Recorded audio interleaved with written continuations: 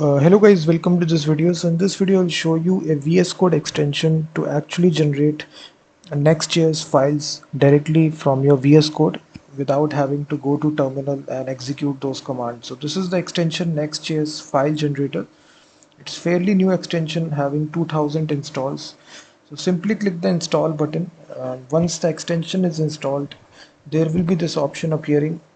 So simply right click and simply you will see this option appearing, which is Next.js file. This is a menu here, and inside this you will be able to create routes, error, template, layout, default, any sort of file that you need to create. Let's suppose I need to create a page file. After that, I just need to give it the folder name. Let's suppose I create a new folder.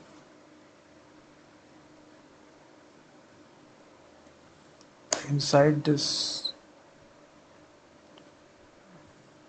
let's suppose I create a new folder. I say next files, and inside this folder I need to create a page file, and I confirm the folder name, and you will see automatically a page will be created, Next.js page.tsx files right here. So automatically all the boilerplate code will be added right here. You don't need to manually create this file and write the code. Automatically all the code is automatically added.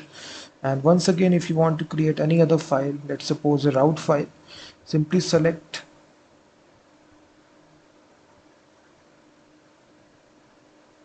So simply go to this option and simply select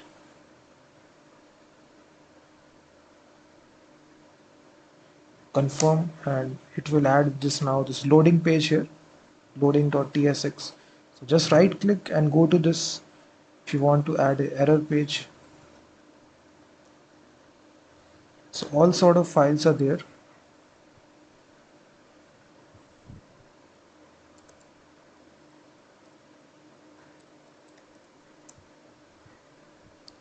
So you will see it will create this all the route files which are there.